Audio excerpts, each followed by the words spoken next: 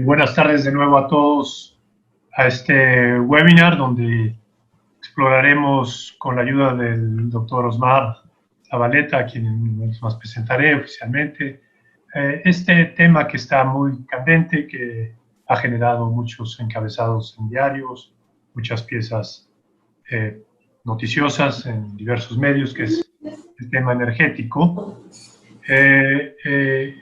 Por las repercusiones y la importancia que tiene, obviamente, para México hoy y el futuro. Osmar, en verdad, muchísimas gracias por aceptar la invitación por parte de Infocel y de Sentido Común de darnos un poco de tu tiempo y de tus conocimientos para este muy, muy relevante tema. ¿Cómo estás? Al contrario, Eduardo, muchas gracias por la invitación. Realmente es un gusto muy grande que me hayan considerado para compartir este espacio con los clientes, los amigos de Infocel. Y bueno, es un gusto estar aquí con ustedes. Pues gracias. Y para quienes no te conocen, Osmar, pues déjame darles una muy breve semblanza de lo que has logrado a lo largo de tu carrera profesional, que no es nada despreciable y que ahora mismo van a valorar con quien tengo el honor de hoy de platicar. Osmar actualmente es el decano asociado de investigación de la Escuela de Negocios del Tecnológico de Monterrey y de EGADE Business School, está allá en Monterrey, y es también director de la especialidad en Administración Energética, el tema que hoy nos ocupa, y fue director nacional del Departamento de Administración, Emprendimiento y Mercadotecnia, también en EGADE Business School. Osmar tiene especialidades en las áreas de matemáticas para las finanzas, estadísticas para las finanzas, en finanzas para la energía, en econometría financiera, evaluación de instrumentos derivados y administración de inversiones. Desde un punto de vista de preparación académica, Osmar se graduó de la carrera de ingeniero físico industrial. Posteriormente hizo una maestría en ingeniería industrial y una más tarde en estadística aplicada. Estas tres diplomas, carreras, todas las llevó a cabo en el Tecnológico de Monterrey. Posteriormente se trasladó a la Universidad de Tulane en Nueva Orleans, donde realizó una maestría en finanzas y finalmente también el doctorado en la misma materia en el año 2006. Este es solamente un breve resumen de lo mucho que ha realizado el doctor Osmar en los últimos años desde un punto de vista de su carrera profesional. Osmar, si quieres, damos inicio y te inicio esta plática, no sin antes recordarle a todos los que nos están escuchando de que pueden ustedes también realizar preguntas a través de las dos opciones que tienen en sus pantallas, que es la de Q&A o a través del chat. Yo iniciaré haciendo unas cuantas preguntas, pero lo que más nos interesa es escucharlos a ustedes para poder hacerle las preguntas pertinentes a Osmar en este tema tan importante de la energía. Entonces, no dejen de hacerlo. Ahí tienen esas dos facilidades y yo estaré transmitiendo las preguntas que ustedes nos propongan ahí. Osmar, pues empecemos con un panorama general. Que parece ser que a esta administración no le gusta los cambios que se realizaron en la administración pasada, las leyes de la energía, las leyes que regulan el sector energético, y que la llamada reforma energético cambió radicalmente para abrirla a los capitales privados, tanto nacionales como extranjeros. El argumento que utiliza la administración del presidente López Obrador es de que estas reformas se hicieron a espaldas del pueblo. ¿Tú cómo lo ves? ¿Es correcta esa valoración? ¿Qué piensas de esto? Sí, muchas gracias por la pregunta, Eduardo.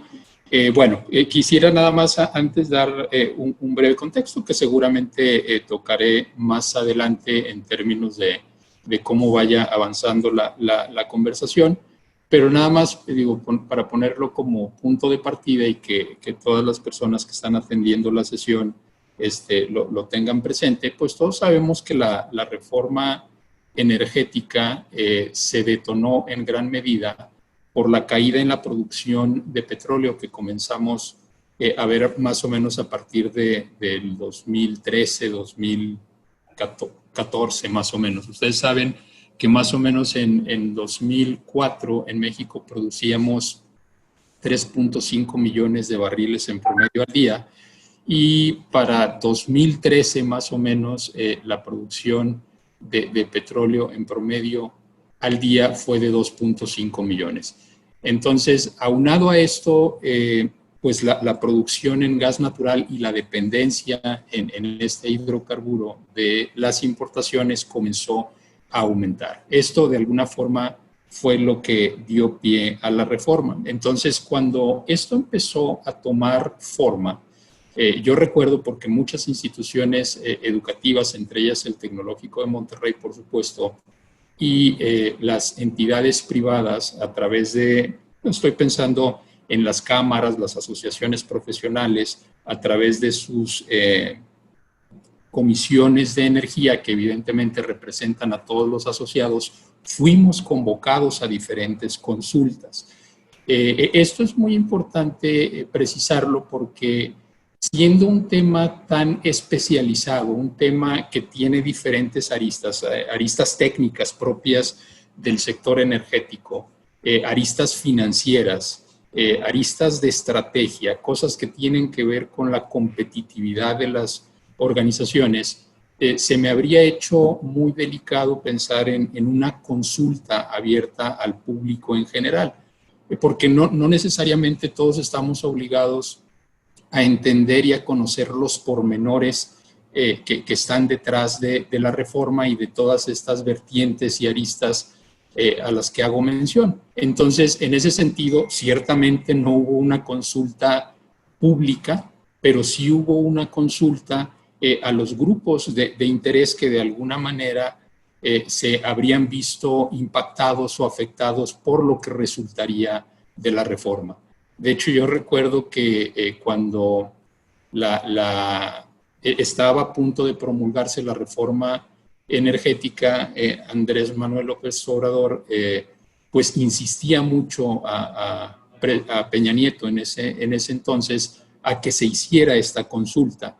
Y de eso, como ya lo mencioné, yo puedo decir que ciertamente la consulta se hizo, pero a los públicos especializados, de alguna forma que tenían los elementos, los conocimientos para vertir sus opiniones, sus recomendaciones. Entonces, creo yo que es muy delicado, como ocurrió, todos lo vimos, con el aeropuerto internacional, el nuevo aeropuerto internacional de la Ciudad de México, y la posibilidad de detonar este proyecto de Constellations Brand, someterlo a una consulta pública cuando hay elementos técnicos, hay elementos especializados de los que no todos tenemos la obligación de saber, y como consecuencia de eso, pues no tendríamos posibilidad de emitir opiniones razonadas y fundamentadas. No es lo que yo te puedo decir, pero los públicos especializados, los grupos de interés que de alguna manera se pudieron haber visto afectados de una o de otra forma, pues sí fueron consultados, sí fueron involucrados en este proceso para pues tomar las mejores decisiones dentro del entorno que vivíamos en ese entonces. O sea, que por lo que estás mencionando, así que se hizo a espaldas de todos, pues no tanto, ¿no? Es decir, no. Hubo mucha participación de gente que seguramente se oponía a ella, gente que seguramente la respaldaba, gente que seguramente la fue moldeando, pero no fue una decisión popular de unos cuantos encerrados en una torre de mando. Es correcto. ¿Y cuál es el resultado de tu valoración de lo que se logró aprobar en aquel entonces y de las ventajas o desventajas que trajo al país? Sí, mira, en ese sentido, creo yo, todo en la vida está sujeto a mejorarse sin duda alguna, pero en términos generales yo puedo decir que con la reforma energética evidentemente se abrieron oportunidades importantes para que inversionistas extranjeros, sobre todo pensando por lo pronto en el sector de hidrocarburos, específicamente en el sector de petróleo, pudieran invertir recursos financieros importantes, recursos tecnológicos, aportar con gente especializada, porque como lo mencionaba en tu primera pregunta, pues todo esto tomó forma debido al hecho de que la producción de petróleo en México decreció drásticamente en un periodo de 8 o 9 años, cuando pasamos de 3.5 a 2.5 millones de barriles producidos al día. Y ante el hecho de que México tiene reservas importantes, no me querría meter al tema de las fuentes no convencionales, las cuencas de lutitas y todo esto, porque hay detalles todavía alrededor de la incidencia que esto puede tener en los mantos freáticos, pero sí hay un potencial importante en aguas profundas, por ejemplo, particularmente para el caso del petróleo. Entonces, hay un potencial importante ahí. La tecnología se ha desarrollado en otros lugares del mundo, tienen a la gente especializada, cuentan con los recursos financieros de alguna forma para aprovechar ese potencial que en México tenemos. Entonces, en ese sentido, con todos los cuidados que esto debe tener, yo veo muy bien o vi muy bien en su momento esta apertura, porque de otra forma, Pemex, actuando solo, definitivamente nunca iba a poder aprovechar este potencial que en México tenemos. Eso por un lado. Entonces, en ese sentido, a partir de ahí, cuando se definieron las rondas, que es necesario ahí precisar, porque de pronto también con estos comentarios tan lamentables y desinformados que se emiten, todos sabemos que con la ronda cero, cuando empezaron los procesos de licitación, con la ronda cero se hicieron las adjudicaciones de las reservas, más del 83, yo me atrevería a decir que cerca del 85% de las reservas probables que en México teníamos en ese entonces se asignaron a Pemex. Y bueno, no sobra decir que cerca del 95-96% de las reservas probadas también las tiene asignadas Pemex, ¿no? Entonces, pensando en que los privados realmente podrían participar en estos procesos de licitación en los que accederían a una fracción muy chica, hablamos de cerca del 15% de las reservas probables, con potencial de inversión muy, muy importante, pues definitivamente que habría la posibilidad de que en México aprovecháramos este potencial que teníamos, sobre todo, repito, en aguas profundas.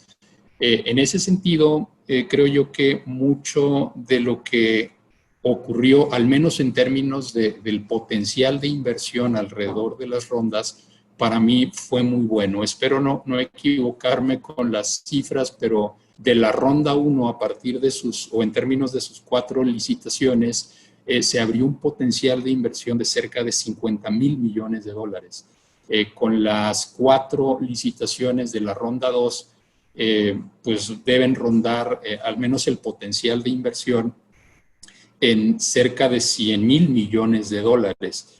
Con la primera licitación de la tercera ronda, que fue la última que se abrió un potencial de inversión del orden de los 4,000 millones de dólares. Entonces estamos hablando de cerca de 155,000 millones de dólares como potencial de inversión, que es importante decirlo, al menos de los que se empezaron, de estas inversiones que se empezaron a ejecutar, que se empezaron a concretar, pues fondos significativos se destinaron al Fondo Mexicano del Petróleo, por ejemplo, cosa que es muy relevante. De estos recursos se nutrieron, por ejemplo, los fondos de CONACYT-CENER para apoyar la preparación, la capacitación a través de programas de posgrado especializados en energía en México y en otros lugares del mundo. Pues esos recursos vinieron de la inversión. Entonces, particularmente pensando en el sector de hidrocarburos, esencialmente el de petróleo, creo yo que los resultados, al menos en términos de este potencial de inversión y de potencial ejecución de estas posibilidades de recursos fueron muy buenas. Y evidentemente, con todos estos recursos financieros, además de la gente especializada y con la posibilidad de atraer capacidades técnicas que nosotros no tenemos, creo yo que se hubiera podido aprovechar de una manera importante este potencial que tenemos, pero lamentablemente con este tema de la soberanía mal entendida alrededor del tema energético, pues las cosas se están complicando, ¿no?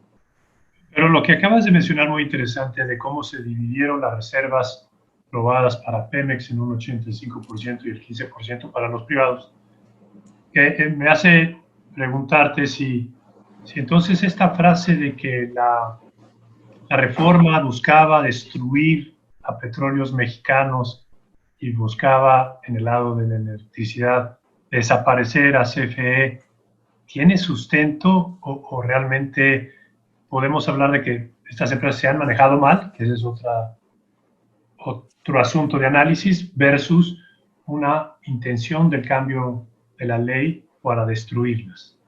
No, de ninguna manera.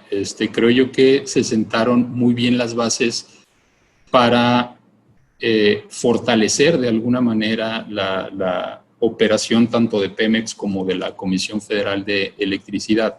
Particularmente en el caso de Pemex, todos sabemos que tiene una deuda de más de 100,000 millones de dólares. Entonces, por lo menos en la administración anterior, digo, no voy a hablar en este momento, a lo mejor lo podríamos hacer más adelante en la conversación, de lo que tiene que ver con la estrategia actual alrededor del sector energético de la actual administración. Pero bueno, está ligado, y esto viene de la administración anterior también, que hay mucha ineficiencia operativa en Pemex. Aunado a eso, el monto de la deuda que actualmente tiene y la incapacidad técnica, porque pues así es como lo decía, sobre todo para hacer exploración y eventualmente extraer en aguas profundas, requerimos de tecnología y de recursos financieros, además de gente especializada que no tenemos. Entonces, en ese sentido, más bien la reforma permitía a través de estas asociaciones que estaban contempladas para Pemex, que se pudiera aliar con socios estratégicos con la intención de capitalizar y aprovechar estas reservas importantes que tenemos en aguas profundas.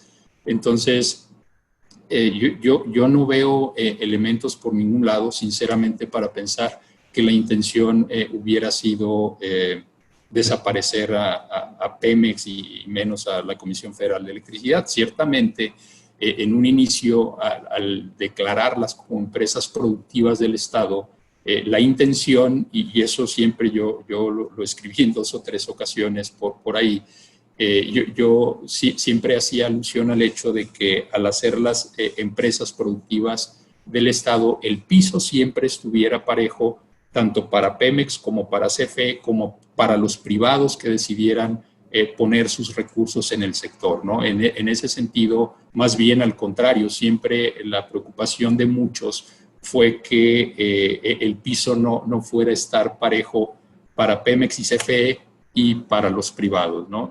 Entonces, creo yo que no, o al menos para mí no tiene mucho sentido pensar que una parte de la motivación de la promulgación de la reforma energética haya tenido que ver con el hecho de desaparecer a estas paraestatales de ese entonces, ¿no? Sí, y no entremos al tema de si están bien administradas o no, porque creo que ese ya es un tema más sobre cómo opera el sector público en materia energética. Porque ahí creo que sí podríamos encontrar que hubo deficiencias de administraciones pasadas, pero bueno, eso se arregla mejorando la administración de las empresas, no revirtiendo lo que se hizo para incluso ayudarlas, ¿no? De acuerdo, totalmente. Entrando un poco al tema que está ahora más en la palestra, que es el sector eléctrico, parece ser que ahí este gobierno tiene como un número mágico donde quiere que los privados en materia de generación de electricidad tengan un 46% y el Estado el 54%. ¿Cómo llegaron esas cifras? No se ha explicado bien. ¿Tú cómo ves ahí estas decisiones un poco artificiales que han tomado las autoridades del sector y que han comenzado un poco a aplicar, limitando con cambio de reglas la participación de los privados? Claro, qué buena pregunta. Mira, quisiera regresarme a tu pregunta anterior en donde me preguntaba sobre pues, el balance de alguna forma que yo veía alrededor de la reforma. No mencioné mucho del sector eléctrico y ahorita lo ligo con esta pregunta.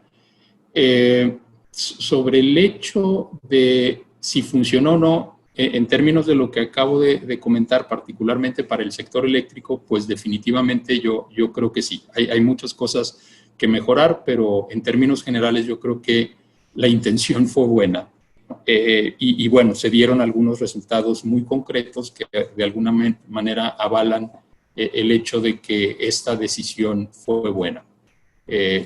Para el sector eléctrico, nosotros sabemos que parte de lo que se definió alrededor de la nueva estructura del mercado eléctrico mayorista y al definir a la Comisión Federal de Electricidad como una empresa productiva del Estado, abrió la posibilidad de que los privados participaran en los procesos de generación, que antes, bajo ciertas condiciones, algunos privados podían hacerlo, pero esencialmente el monopolio de la generación, la transmisión y la distribución ha estado a cargo o estaba a cargo de la Comisión Federal de Electricidad.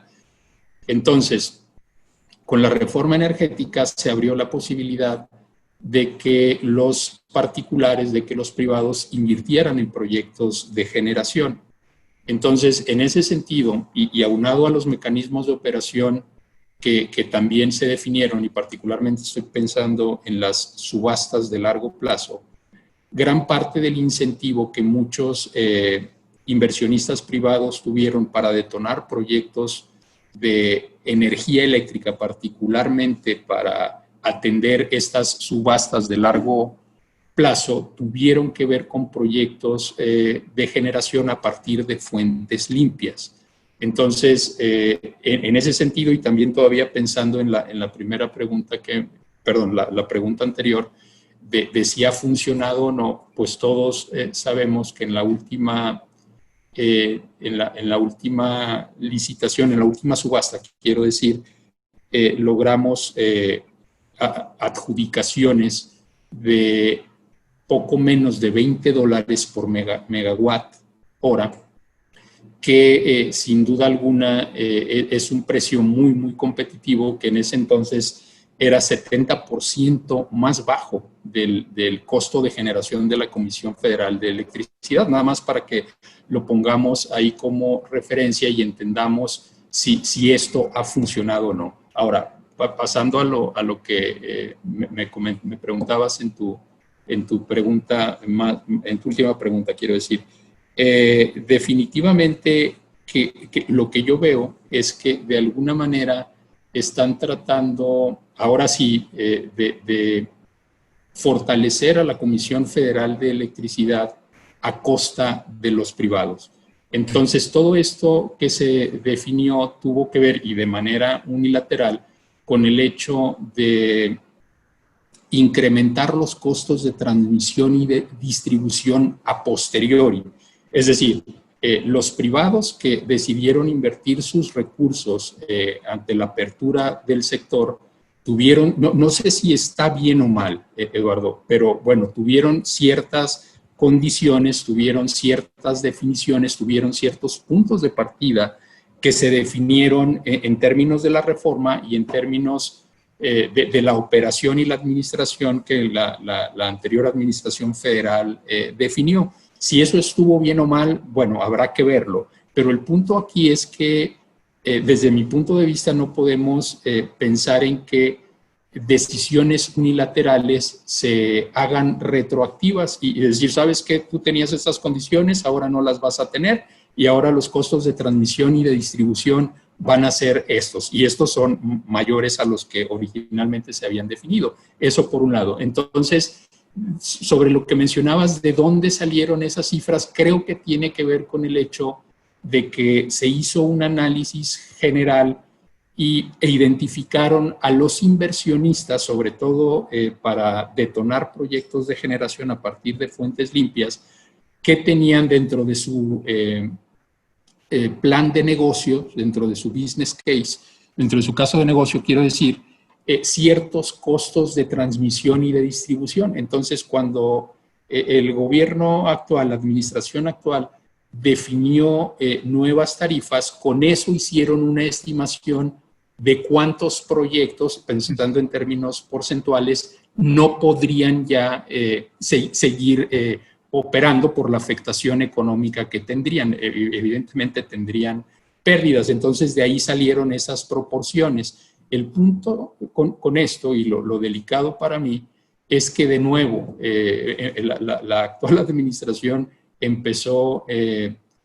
definiendo, detonando un clima de incertidumbre, de falta de Estado de Derecho, de falta de respeto a las inversiones privadas. Te digo, yo no sé si se hicieron bien o mal. Aquí ese no es el punto. Evidentemente, si hubo corrupción, si hubo contratos leoninos, como muchas veces el presidente lo ha dicho, bueno, hay que revisar caso por caso, pero no afectar al sector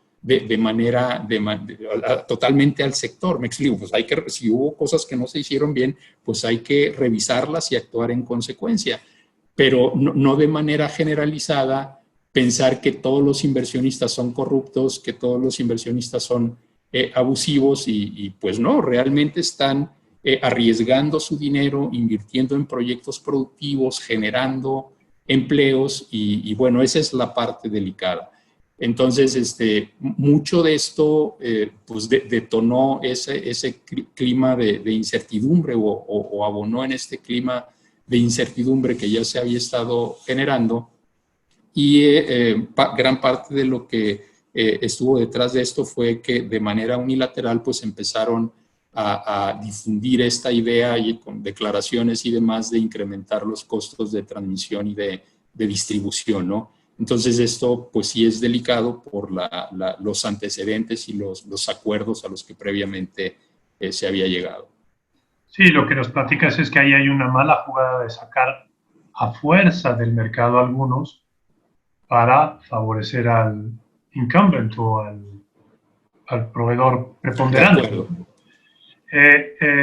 Mira, yo te platico y estoy tratando de reportar una historia donde incluso algunos de los privados, no de los que están generando electricidad a partir de la reforma, pero los que existían antes del 2013, los llamados legados, donde ellos se conocían que quizás podrían sentarse a negociar la tarifa, pero bajo un acuerdo mutuo, es decir, como tú dices, si había algo que no gustara, pero que se había firmado, pues trata de platicar con el otro para ver si hay las posibilidades de modificar las cuestiones que están molestando y donde todos puedan salir ganando. Pero aquí sí parece ser que vino un manotazo desde fuera y nos comenta una persona que está escuchándonos que quizás pudo haberse aceptado ese cambio para los que lleguen o los futuros, pero no para los que están, ¿no?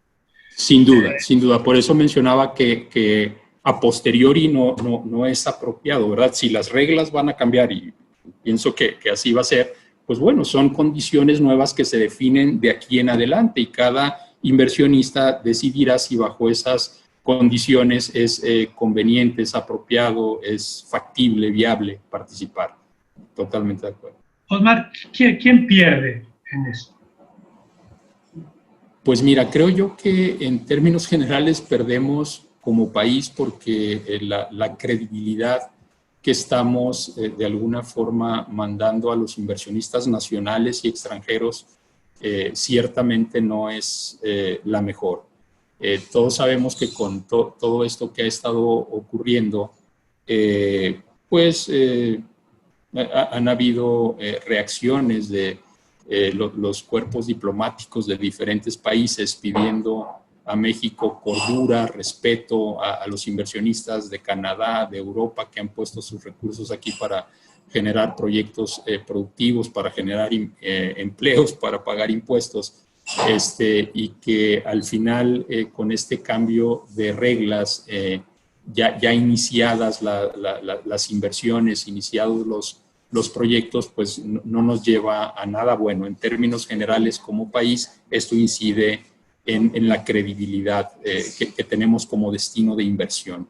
Y eso es muy, muy delicado por los tiempos que estamos viviendo y que ciertamente necesitaremos de alguna forma atraer más inversión para generar empleos y que generen impuestos y que estos impuestos permitan detonar los proyectos prioritarios del gobierno, ¿no? Digo, es así de simple. Y nosotros como consumidores pequeños, individuales, más allá de lo que pueda hacer para las industrias, Cemex ya emitió un comunicado diciendo que podría ser afectada en sus costos por estos cambios, estas tarifas que se han modificado. Para nosotros, para el individuo, incluso para los seguidores del propio presidente, ¿qué podrá o cómo podría haberse reflejado esto? Qué buena pregunta. Mira, yo podría resumir que en gran parte la motivación de la reforma energética tuvo que ver con el hecho de reducir el costo de los energéticos para inducir, para propiciar mayor competitividad para las organizaciones, por supuesto, pero también bienestar para la sociedad por reducir, lógicamente, el precio de los energéticos. Sin dejar de mencionar que, pues también parte de la reforma buscaba, lamento decirlo en pasado, buscaba también contribuir con los compromisos de México alrededor de la disminución de gases de efecto invernadero para contribuir de alguna manera en la disminución del cambio climático, ¿no? Que es una vertiente muy, muy importante. Entonces, en ese sentido, definitivamente que va a haber una afectación en caso de que esto que se está planeando para limitar la participación de los generadores a partir de fuentes limpias y que finalmente, pues esperemos que no se concrete, pero en caso de que esto llegara a ser así, definitivamente que va a incidir en la competitividad de las organizaciones, como tú ya lo decías, pero también en el bienestar de la gente, porque vamos a tener que pagar energía eléctrica más cara. Todos sabemos que, bueno, no necesariamente, pero les comento, en México los principios de generación de energía eléctrica definidos por CENACE, que también como consecuencia de la reforma energética, CENACE dejó de ser una entidad dependiente de la Comisión Federal de Electricidad para convertirse en un operador independiente. Y justamente con esto que decía de que buscábamos y pedíamos y siempre comentábamos de la intención de que el piso estuviera parejo para todos los participantes, tanto para CFE, pensando en el sector eléctrico, como para los privados. Parte de lo que detonó esta decisión, es decir, de hacer un organismo independiente de CFE a CENACE, fue eso, ¿no? Que fuera un operador que no estuviera, al menos en términos de la organización, ligado a CFE.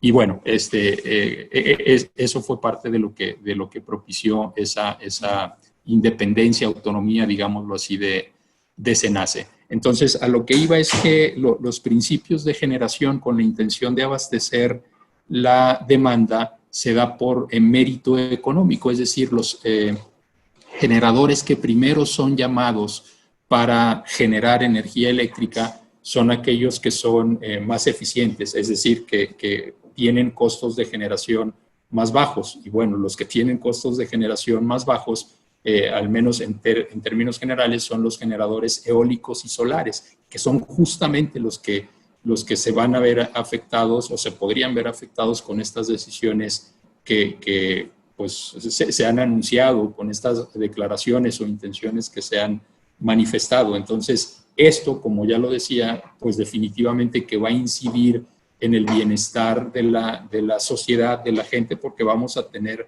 que pagar energía eléctrica más cara y sin dejar de mencionar lo que ya había dicho, que va a incidir definitivamente en la competitividad de las organizaciones, de las empresas, ¿verdad? Al pagar energía eléctrica más cara. Déjame pedirte que hagas un ejercicio complicado, Osmar.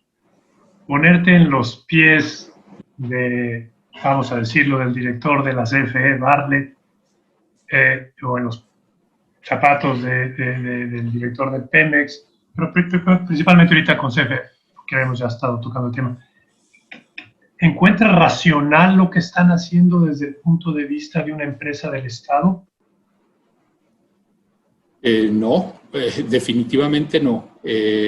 Lo que Bartlett ha declarado, digo, es algo público, recién comenzó la administración, es que su visión tiene que ver con el hecho de que la Comisión Federal de Electricidad debería tener el monopolio de la generación, de la transmisión y la distribución.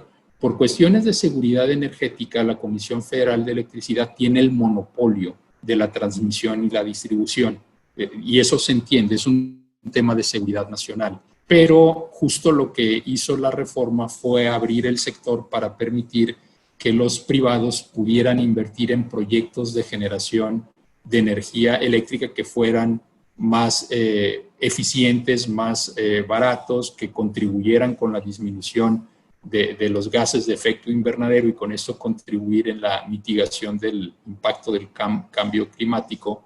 Entonces, en ese sentido, dado que comentaba yo al inicio que era parte de las cosas buenas que yo había visto alrededor de la reforma energética, no puedo más que no estar de acuerdo con esta visión que se ha al menos declarado, que se ha manifestado, que se ha puesto ahí como una intención del actual director de la Comisión Federal de Electricidad.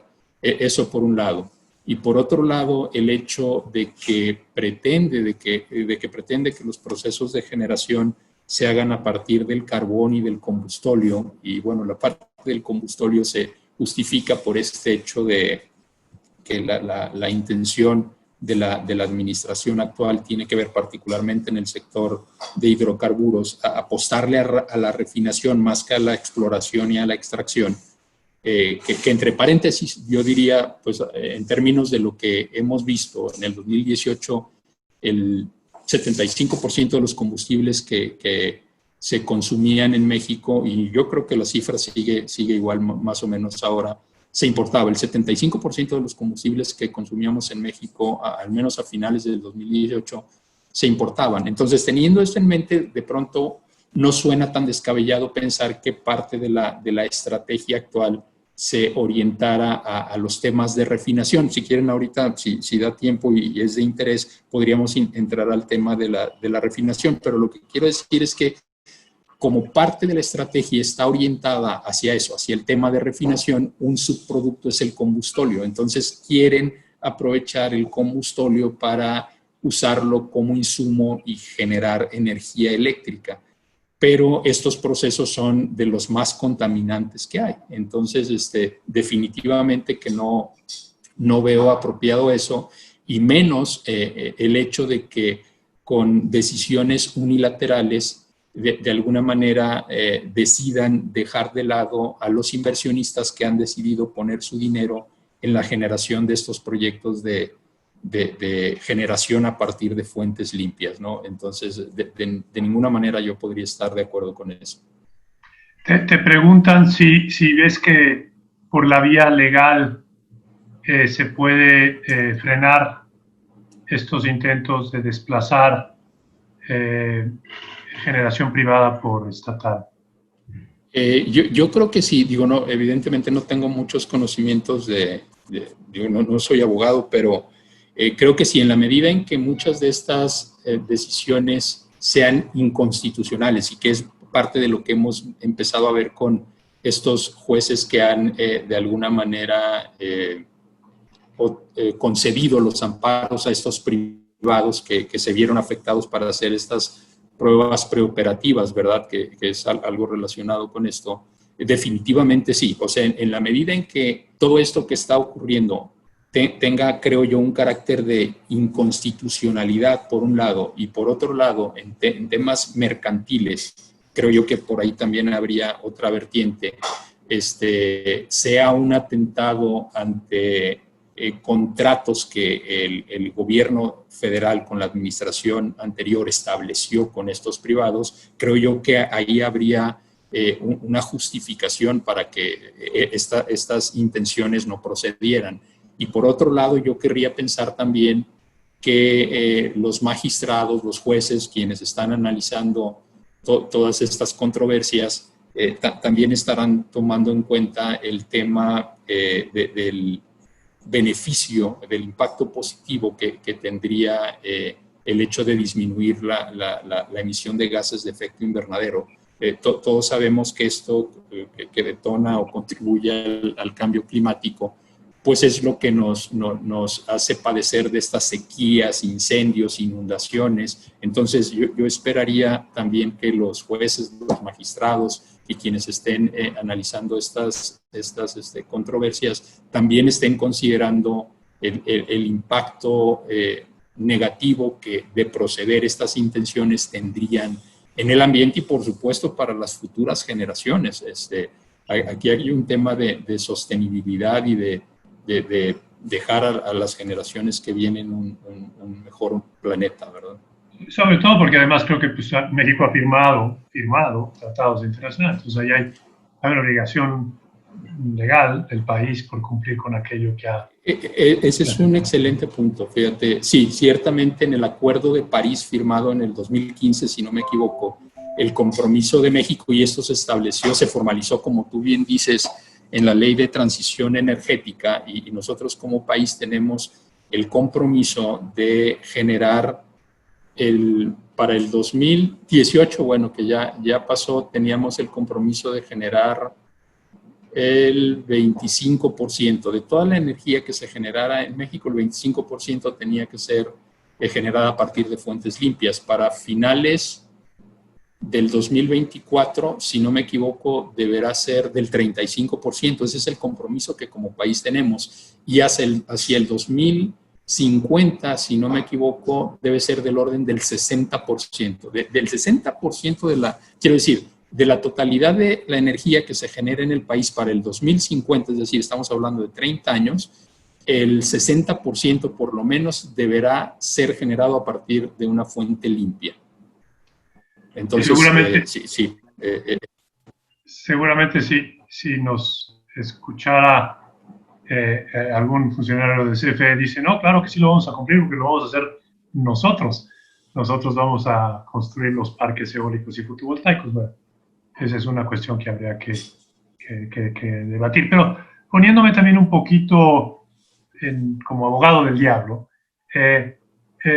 ¿tú crees que la CFE pudiera mejorar sus procesos de generación, hacerlos más eficientes con plantas de ciclo combinado? Y esto lo pregunto porque lo están comentando quienes nos escuchan, que tendría el tiempo, los recursos para hacerlo mientras compite contra los privados, o es necesario que haya tomado estas medidas drásticas de captura regulatoria, de cambio de reglas, para darse un respiro, modernizarse y luego volver a competir con aquellos privados? Mira, parte hay de eso, pero yo creo que si el gobierno federal de alguna forma priorizara el destino de los recursos en proyectos estratégicos, yo creo que esto sí se podría dar. Definitivamente. No sé si recuerdan, pero tal vez fue con Calderón o no sé si con la administración pasada, no estoy seguro, pero CFE llegó a ser reconocida como una empresa de clase mundial. Entonces, lo que te quiero decir es que sí se puede. Si los recursos se destinan y se priorizan con la intención de atender proyectos estratégicos, proyectos que de alguna manera resulten en beneficio para el país, para los empresarios, para hacerlos más competitivos y evidentemente para propiciar el bienestar de la sociedad. Definitivamente que sí lo veo viable en el entendido de que se priorizan los proyectos y los recursos se destinan a los proyectos relevantes. Claro, pero no hay nada que garantice que eso vaya a suceder. Sí. Y al parecer, te comento, a mí me sorprende un poco ver estas discusiones porque yo las he visto mucho en el área de telecomunicaciones con las empresas del ingeniero Slim, que siempre como monopolio, bueno, no monopolio, pero preponderante, siempre buscaba la captura del regulador, alejar al privado que llegaba, no conectarlo bien. Y ahora lo estoy viendo, o sea, con Bartlett en CFE, defendiendo su trinchera, y lo que sí veo y te quería preguntar es si estos reguladores que tenían una función más de ser árbitros lo han dejado de ser y qué se puede hacer con respecto de eso, si es el caso. Sí, lamentablemente, por ejemplo, los comisionados de la Comisión Reguladora de Energía, pues ahora están a modo, hay que decirlo así, con el gobierno. Lamentablemente, ahora las decisiones que ahí se toman no son decisiones independientes, autónomas, como se hacían antes, y esto es muy lamentable porque al final, de nuevo, si las condiciones de transparencia, de respeto a la inversión, no están claras, pues el impacto que esto va a ocasionar es que la inversión en este tipo de proyectos productivos disminuya. Y de hecho no es algo que pudiera ocurrir, es algo que ya ocurrió. Del 2019 para acá, si no me equivoco, en el año 2019 se invirtieron cerca de 2,000 millones de dólares en proyectos de generación a través del viento, de energía eólica.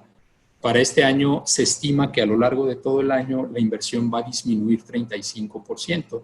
Y creo yo que al final todo esto es consecuencia de este clima de incertidumbre que lamentablemente estamos viviendo, con estas intenciones que de alguna manera no respetan los acuerdos, los contratos que previamente se establecieron, y que, como decíamos, si hay cosas ilegales, si hay condiciones leoninas que afectan, como lo dice el presidente, a la comisión, bueno, pues que se revisen y que se actúe y que se definan y se negocie o lo que se tenga que hacer, pero que no se afecte de la misma forma a todos los empresarios que de una u otra forma creyeron en todo esto y pusieron sus recursos en el país, y de nuevo generaron empleos, pagan impuestos y bueno, todo el círculo virtuoso que esto representa. Sí, y de hecho, como lo vimos con los gasoductos, ¿no? Donde hubo una queja, hubo un escarceo, unas escaramuzas, pero al final de cuentas hubo demandas de un lado y del otro, al final de cuentas se sentaron a negociar y pudieron llegar a un acuerdo. Es debatible quién ganó, pero se llegó a un acuerdo y las inversiones prosiguen y el ambiente se despejó, aunque creo, y esta es la pregunta que te quiero hacer, que aun cuando los jueces y el Poder Judicial mexicano demuestre autonomía y frene estos intentos de revertir reglas que existían en el pasado y que se quieren aplicar de manera retroactiva para gente que invirtió bajo otras condiciones, el daño ya se hizo, ¿no, Osmar? Es decir, la reputación para invertir, la reputación para traer tu dinero a México ya sufrió un menoscabo, ¿no? Lo vas a pensar 3 veces antes de traer tus recursos porque te pueden cambiar las reglas del juego en cualquier momento, ¿no? ¿O estoy equivocado? Sin duda alguna. Y esto lo ligo sí, totalmente. Lo ligo a una pregunta previa. ¿Quiénes pierden? Perdemos todos como país por esta falta de credibilidad que a todas luces estamos construyendo cada día. Cada día surge algo, cada día pasa algo y es muy penoso. O sea, lo digo como mexicano, que de alguna forma estemos ocasionando este clima de incertidumbre, este clima de falta de Estado de Derecho, yo no sé, de respeto a los contratos que los privados han establecido. Sí, es muy lamentable, Eduardo. Dos buenas preguntas. ¿Cuál crees tú, Omar, que debe ser el balance adecuado en cuanto a la generación del sector privado y del sector público?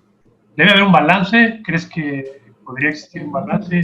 ¿Debe haber una cifra o no necesariamente? Pues no necesariamente. Yo sinceramente lo pienso en términos de cómo originalmente se definieron a las empresas productivas del Estado.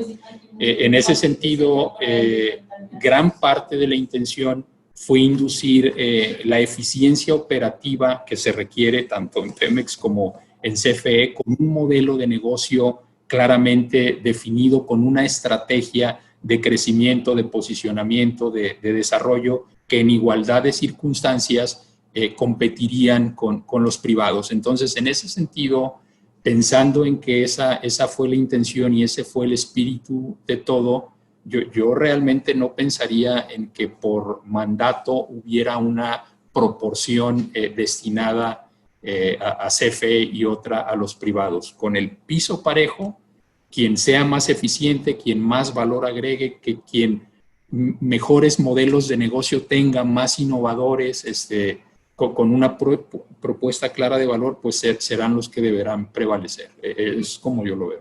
Como en el deporte, que gane el mejor. Sin duda. Y la otra, otra pregunta que te hace el público es, ¿crees que la transmisión también debería haberse abierto o debería haber tenido participación privada? Miren, en ese sentido, como decía, el monopolio de la transmisión y la distribución lo tiene por seguridad nacional el Estado mexicano, pero sí está abierta la posibilidad de que los privados participen en la mejora de la infraestructura. De hecho, hay instrumentos financieros que permiten esto. Están las fibras, la fibra E, que es un derivado de la fibra que originalmente se diseñó, se desarrolló para bienes inmuebles esencialmente. Y otro tipo de infraestructura, pero esencialmente bienes raíces. Por un lado, pero también están los CECADES, los certificados de capital de desarrollo, que permiten que los privados participen en los procesos de modernización de la infraestructura de transmisión y de distribución. La diferencia entre estas dos vías de inversión tienen que ver con el hecho de que los CECADES, por ejemplo, están permitidos para inversionistas institucionales, es decir, las AFORES, aseguradoras, etcétera, pueden invertir a través de CECADES y sí se ha hecho. Hay CECADES que se han definido justamente para atraer inversión y detonar estos proyectos de modernización de la infraestructura de transmisión de CFE, y también hay fibras.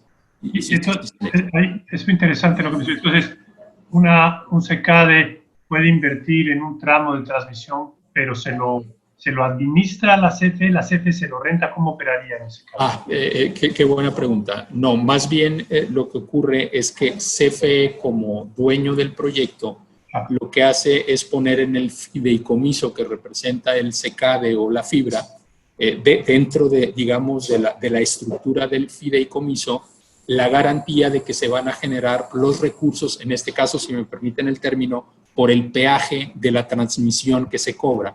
Entonces, más bien, los inversionistas con eso tienen certeza de que va a haber un rendimiento o un retorno a la inversión, pero en ningún momento participan de los beneficios, al menos en el sentido directo, que CFE obtendría por los procesos de transmisión. Más bien, CFE garantiza que a través de lo que va a cobrar por la transmisión y la distribución de la energía eléctrica tendrá los recursos para hacer frente a los compromisos que tiene con los inversionistas. Correcto. Pues creo que, Osmar, ha estado muy interesante tu participación. Ya no veo más preguntas, ya casi cumplimos la hora de plática.